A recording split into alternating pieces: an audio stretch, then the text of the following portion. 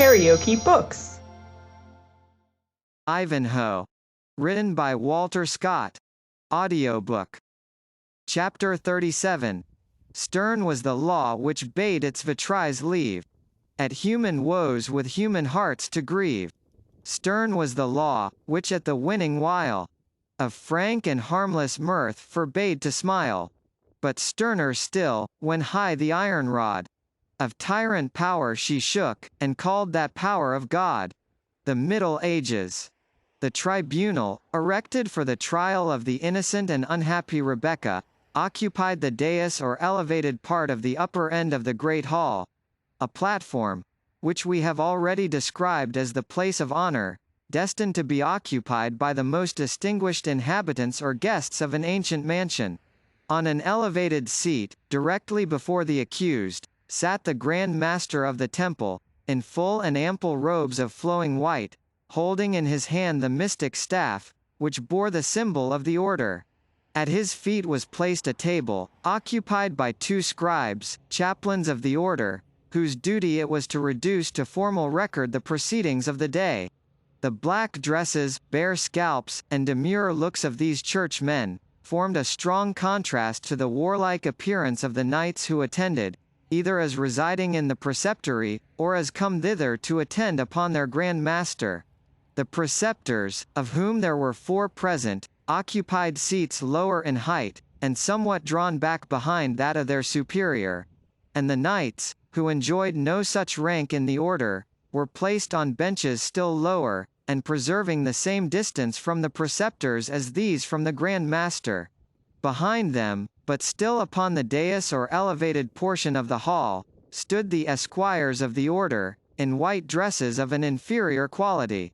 The whole assembly wore an aspect of the most profound gravity, and in the faces of the knights might be perceived traces of military daring, united with the solemn carriage becoming men of a religious profession, and which, in the presence of their Grand Master, failed not to sit upon every brow.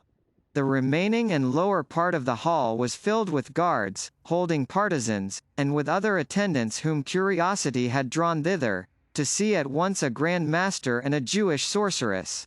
By far the greater part of those inferior persons were, in one rank or other, connected with the order, and were accordingly distinguished by their black dresses. But peasants from the neighboring country were not refused admittance, for it was the pride of Beaumanoir to render the edifying spectacle of the justice which he administered as public as possible. His large blue eyes seemed to expand as he gazed around the assembly, and his countenance appeared elated by the conscious dignity, and imaginary merit, of the part which he was about to perform. A psalm, which he himself accompanied with a deep mellow voice, which age had not deprived of its powers, commenced the proceedings of the day, and the solemn sounds, Venite exultemus Domino, so often sung by the Templars before engaging with earthly adversaries, was judged by Lucas most appropriate to introduce the approaching triumph, for such he deemed it, over the powers of darkness.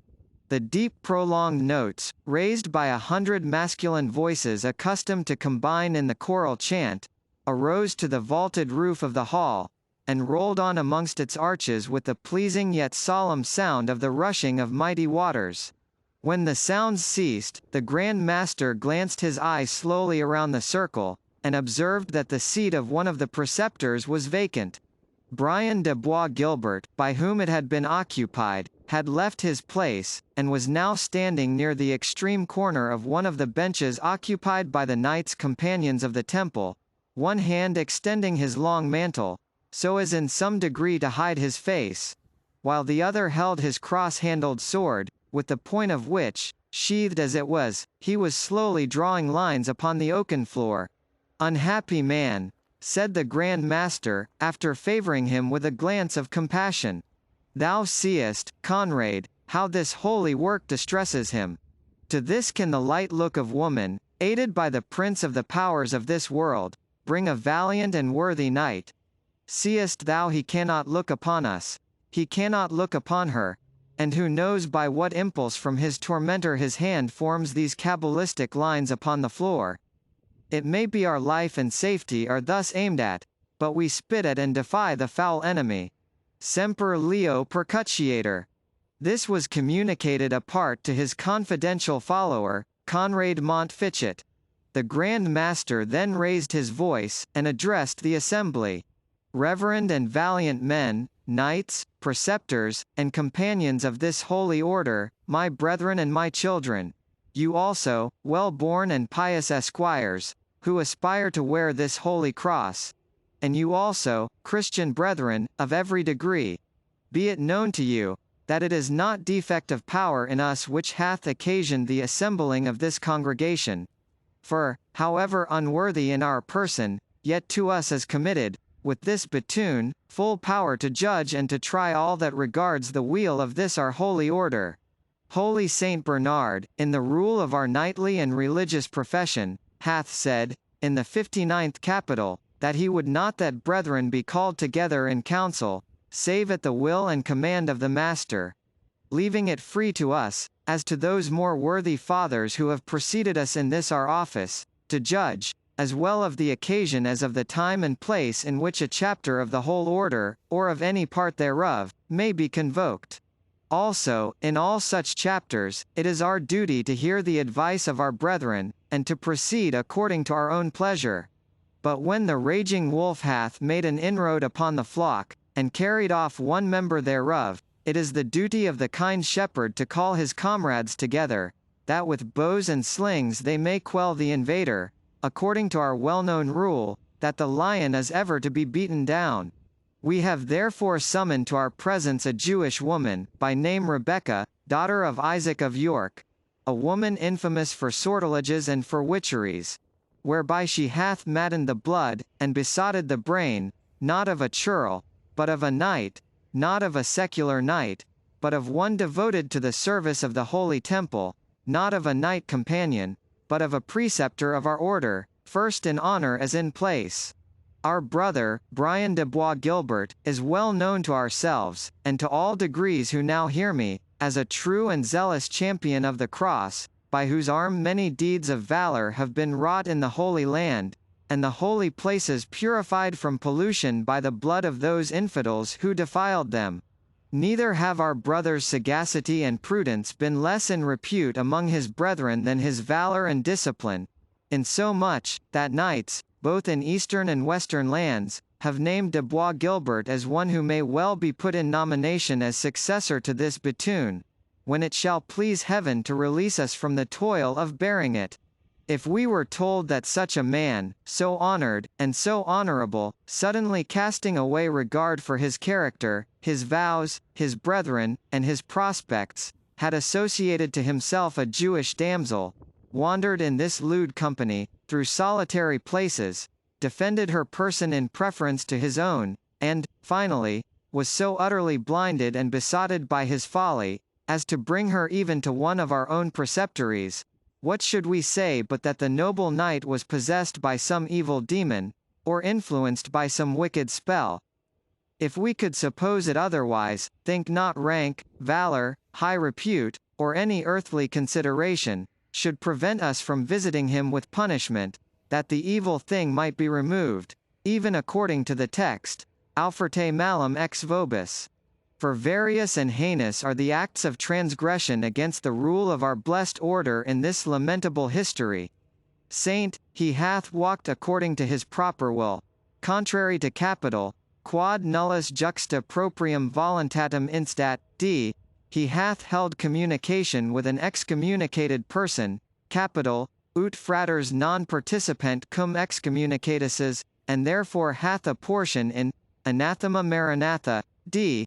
He hath conversed with strange women, contrary to the capital, ut fraters non conversantur cum extraneis mulieribus, th. He hath not avoided, nay, he hath, it is to be feared, solicited the kiss of woman, by which, saith the last rule of our renowned order, ut fugiantur oscula, the soldiers of the cross are brought into a snare.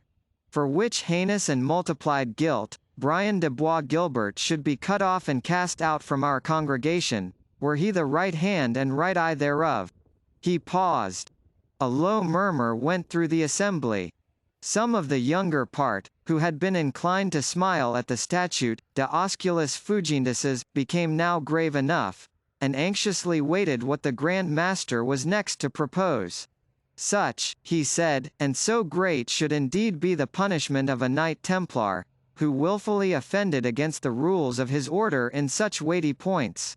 But if, by means of charms and of spells, Satan had obtained dominion over the knight, perchance because he cast his eyes too lightly upon a damsel's beauty, we are then rather to lament than chastise his backsliding, and, imposing on him only such penance as may purify him from his iniquity, we are to turn the full edge of our indignation upon the accursed instrument, which had so well nigh occasioned his utter falling away. Stand forth, therefore, and bear witness, ye who have witnessed these unhappy doings, that we may judge of the sum and bearing thereof, and judge whether our justice may be satisfied with the punishment of this infidel woman, or if we must go on, with a bleeding heart, to the further proceeding against our brother. Several witnesses were called upon to prove the risks to which Bois Guilbert exposed himself in endeavouring to save Rebecca from the blazing castle, and his neglect of his personal defence in attending to her safety. The men gave these details with the exaggerations common to vulgar minds which have been strongly excited by any remarkable event, and their natural disposition to the marvellous was greatly increased by the satisfaction which their evidence seemed to afford to the eminent person for whose information it had been delivered. Thus the dangers which Bois Guilbert surmounted, in themselves sufficiently great, became portentous in their narrative. The devotion of the knight to Rebecca's defence was exaggerated beyond the bounds, not only of discretion, but even of the most frantic excess of chivalrous zeal, and his deference to what she said, even although her language was often severe and upbraiding, was painted as carried to an excess, which, in a man of his haughty temper, seemed almost preternatural. The preceptor of Templestowe was then called on to describe the manner in which Bois Guilbert and the Jewess arrived at the preceptory. The evidence of Malvoisin was skilfully guarded. But while he apparently studied to spare the feelings of Bois Guilbert, he threw in, from time to time, such hints, as seemed to infer that he laboured under some temporary alienation of mind, so deeply did he appear to be enamoured of the damsel whom he brought along with him. With sighs of penitence, the preceptor avowed his own contrition for having admitted Rebecca and her lover within the walls of the preceptory, but my defence, he concluded, has been made in my confession to our most reverend Father the Grand Master. He knows my motives were not evil, though my conduct may have been irregular. Joyfully will I submit to any penance he shall assign me. Thou hast spoken well, brother Albert, said Beaumanoir. Thy motives were good, since thou didst judge it right to arrest thine erring brother in his career of precipitate folly. But thy conduct was wrong, as he that would stop a runaway steed, and seizing by the stirrup instead of the bridle, receiveth injury himself, instead of accomplishing his purpose. 13 paternosters are assigned by our pious founder for matins, and 9 for vespers. Be those services doubled by thee. Thrice a week are Templars permitted the use of flesh, but do thou keep fast for all the 7 days. This do for 6 weeks to come, and thy penance is accomplished. With a hypocritical look of the deepest submission, the preceptor of Templestowe bowed to the ground before his superior, and resumed his seat. Were it not well, brethren, said the Grand Master, that we examine something into the former life and conversation of this woman, specially that we may discover whether she be one likely to use magical charms and spells, since the truths which we have heard may well incline us to suppose, that in this unhappy course our erring brother has been acted upon by some infernal enticement and delusion? Herman of Godalrich was the 4th preceptor present. The other 3 were Conrade, Malvoisin, and Bois Guilbert himself. Herman was an ancient warrior, whose face was marked with scars inflicted by the sabre of the Moslema, and had great rank and consideration among his brethren. He arose and bowed to the Grand Master, who instantly granted him license of speech. I would crave to know, most reverend Father, of our valiant brother, Brian de Bois Guilbert, what he says to these wondrous accusations, and with what eye he himself now regards his unhappy intercourse with this Jewish maiden. Brian de Bois Guilbert, said the Grand Master, thou hearest the question which our brother of Godalric desirest thou shouldst answer. I command thee to reply to him. Bois Guilbert turned his head towards the Grand Master when thus addressed, and remained silent. He is possessed by a dumb devil, said the Grand Master. Avoid thee, Sathanas. Speak, Brian de Bois Guilbert, I conjure thee, by this symbol of our holy order. Bois Guilbert made an effort to suppress his rising scorn and indignation, the expression of which, he was well aware, would have little availed him. Brian de Bois Guilbert, he answered, replies not, most reverend father, to such wild and vague charges. If his honor be impeached, he will defend it with his body, and with that sword which has often fought for Christendom. We forgive thee, brother Brian, said the Grand Master, though that thou hast boasted thy warlike achievements before us, is a glorifying of thine own deeds, and cometh of the enemy, who tempteth us to exalt our own worship. But thou hast our pardon, judging thou speakest less of thine own suggestion than from the impulse of him whom by heaven's leave, we will quell and drive forth from our assembly. A glance of disdain flashed from the dark fierce eyes of Bois Guilbert, but he made no reply. And now, pursued the Grand Master, since our brother of Godalric's question has been thus imperfectly answered, pursue we our quest, brethren, and with our patron's assistance, we will search to the bottom this mystery of iniquity. Let those who have aught to witness of the life and conversation of this Jewish woman, stand forth before us.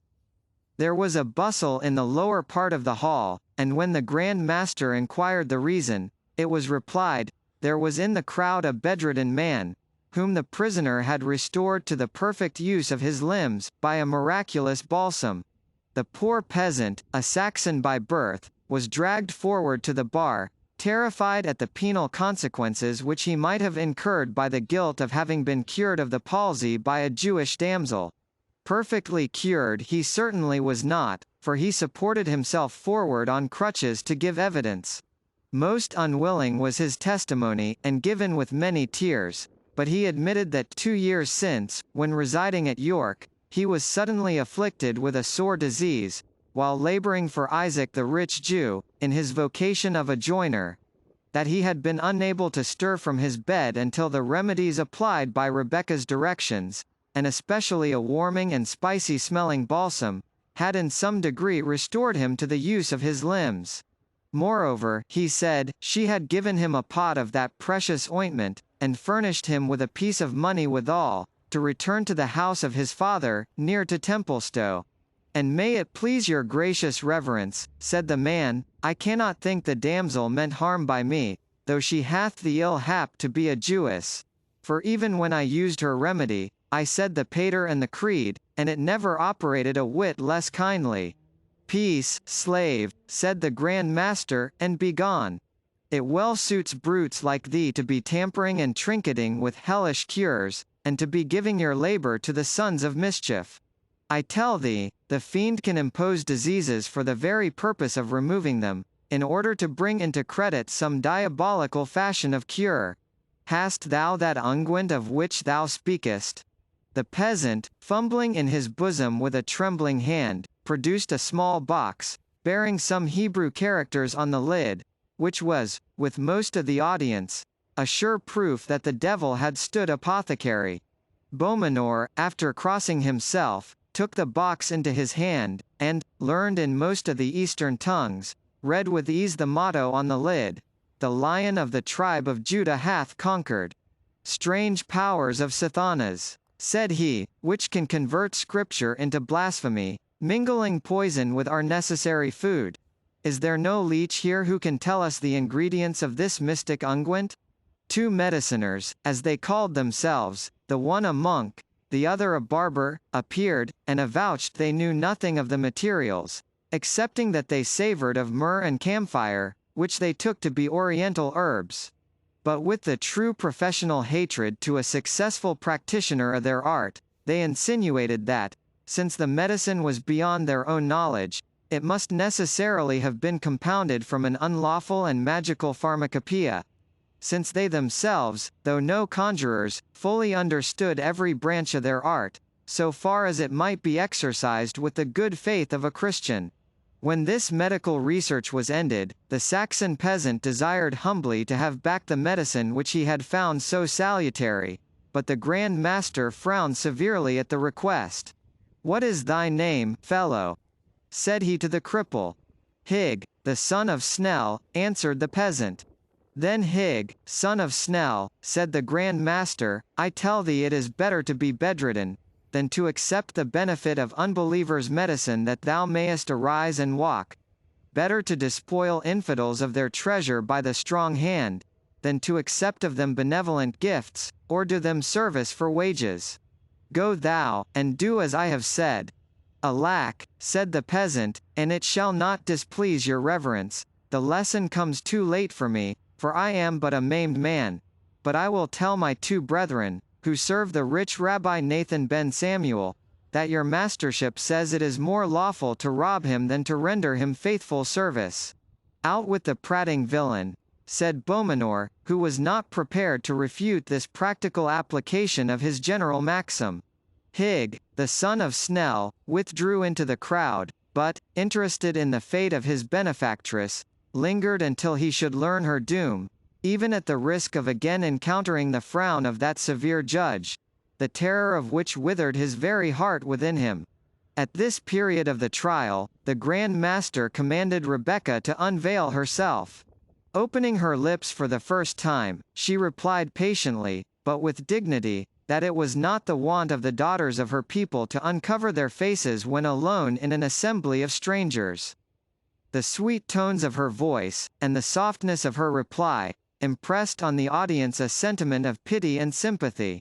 But Beaumenor, in whose mind the suppression of each feeling of humanity which could interfere with his imagined duty, was a virtue of itself, repeated his commands that his victim should be unveiled. The guards were about to remove her veil accordingly, when she stood up before the Grand Master and said, "Nay, but for the love of your own daughters, alas," she said, recollecting herself, "ye have no daughters. Yet for the remembrance of your mothers, for the love of your sisters, and of female decency, let me not be thus handled in your presence. It suits not a maiden to be disrobed by such rude grooms. I will obey you," she added, with an expression of patient sorrow in her voice, which had almost melted the heart of Beaumenor himself. "Ye are elders among your people, and at your command I will show the features of an ill-fated maiden." She withdrew her veil, and looked on them with a countenance in which bashfulness contended with dignity. Her exceeding beauty excited a murmur of surprise, and the younger knights told each other with their eyes, in silent correspondence, that Brian's best apology was in the power of her real charms, rather than of her imaginary witchcraft. But Hig, the son of Snell, felt most deeply the effect produced by the sight of the countenance of his benefactress. "Let me go forth," he said to the warders at the door of the hall, "let me go forth. To look at her again will kill me, for I have had a share in murdering her." "Peace, poor man," said Rebecca, when she heard his exclamation. "Thou hast done me no harm by speaking the truth. Thou canst not aid me by thy complaints or lamentations. Peace, I pray thee. Go home and save thyself." Hig was about to be thrust out by the compassion of the warders, who were apprehensive lest his clamorous grief should draw upon them reprehension, and upon himself punishment. But he promised to be silent, and was permitted to remain. The two men at arms, with whom Albert Malvoisin had not failed to communicate upon the import of their testimony, were now called forward. Though both were hardened and inflexible villains, the sight of the captive maiden, as well as her excelling beauty, at first appeared to stagger them, but an expressive glance from the preceptor of Templestowe restored them to their dogged composure, and they delivered, with a precision which would have seemed suspicious to more impartial judges, circumstances either altogether fictitious or trivial, and natural in themselves, but rendered pregnant with suspicion by the exaggerated manner in which they were told, and the sinister commentary which the witnesses added to the facts. The circumstances of their evidence would have been, in modern days, divided into two classes: those which were immaterial, and those which were actually and physically impossible. But both were, in those ignorant and superstitious times, easily credited as proofs of guilt. The first class set forth, that Rebecca was heard to mutter to herself in an unknown tongue, that the songs she sung by fits were of a strangely sweet sound, which made the ears of the hearer tingle, and his heart throb, that she spoke at times to herself, and seemed to look upward for a reply, that her garments were of a strange and mystic form, unlike those of women of good repute, that she had rings impressed with cabalistical devices, and that strange characters were broidered on her veil. All these circumstances, so natural and so trivial, were gravely listened to as proofs, or, at least, as affording strong suspicions that Rebecca had unlawful correspondence with mystical powers. But there was less equivocal testimony, which the credulity of the assembly, or of the greater part, greedily swallowed, however incredible. One of the soldiers had seen her work a cure upon a wounded man, brought with them to the castle of Torquilstone. She did, he said, make certain signs upon the wound, and repeated certain mysterious words, which he blessed God he understood not. When the iron head of a square cross-bow bolt disengaged itself from the wound, the bleeding was staunched, the wound was closed, and the dying man was, within a quarter of an hour, walking upon the ramparts, and assisting the witness in managing a mangonel, or machine for hurling stones. This legend was probably founded upon the fact that Rebecca had attended on the wounded Ivanhoe when in the castle of Torquilstone.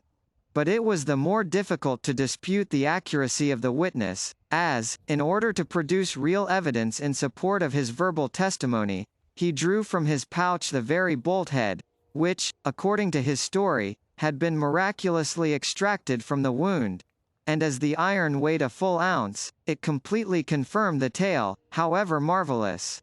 His comrade had been a witness from a neighbouring battlement of the scene betwixt Rebecca and Bois Guilbert, when she was upon the point of precipitating herself from the top of the tower.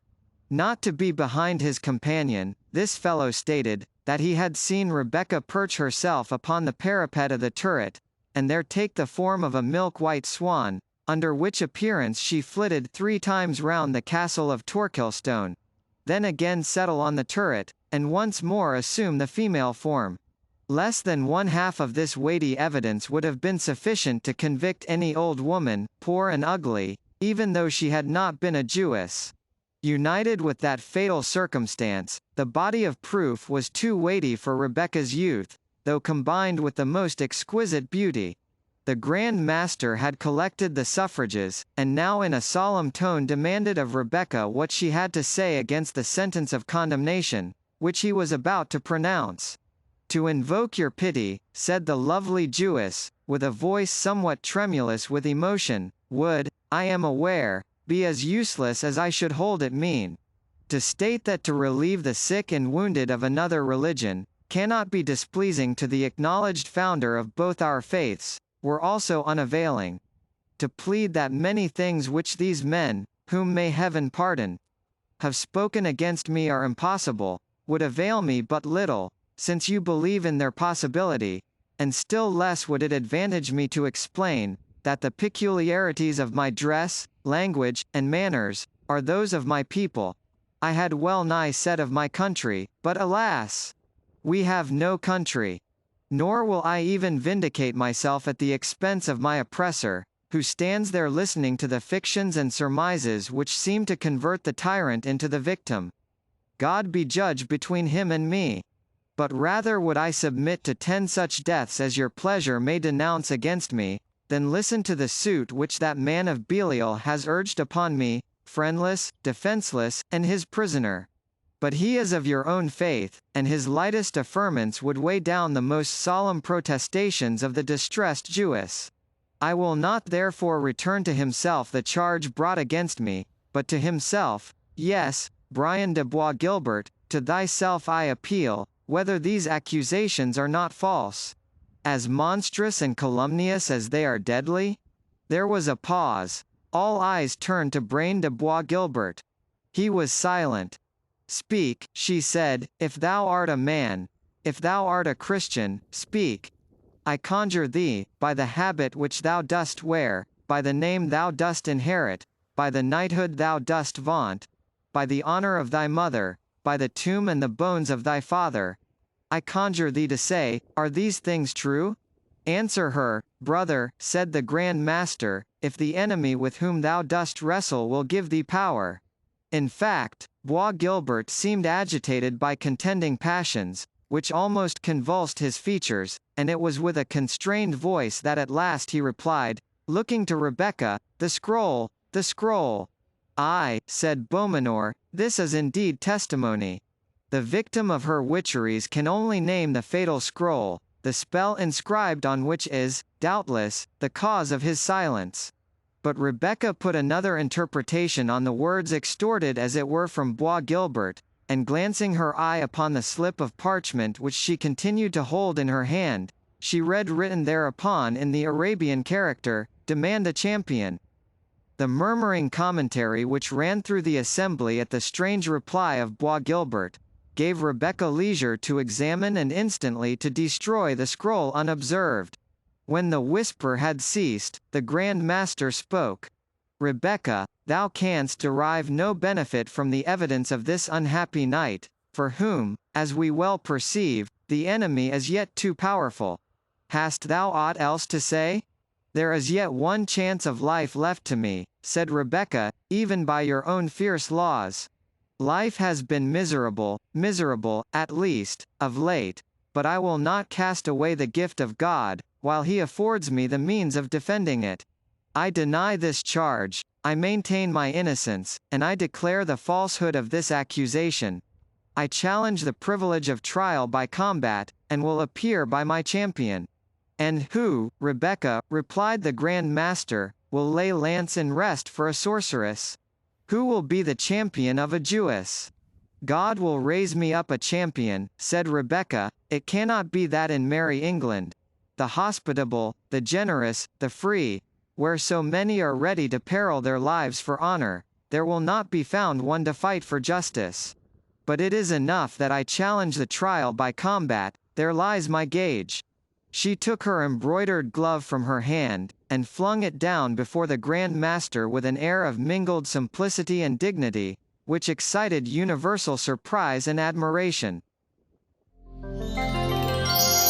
KaraokeBooks.